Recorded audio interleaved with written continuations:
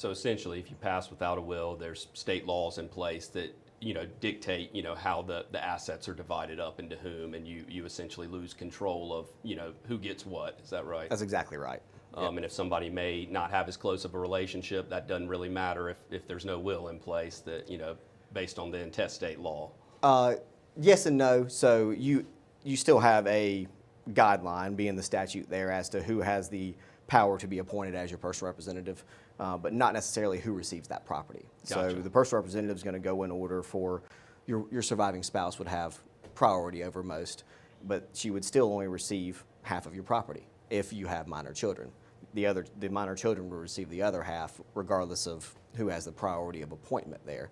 So you have shares being divided amongst different individuals, whereas your intention more than likely would be for all of your property to pass to your wife. And so, the gist of it sounds like if it's possible to get a will in place, it's always better to have that versus having to rely on the statute that may not necessarily allow as much control. Certainly makes things easier. That's exactly right.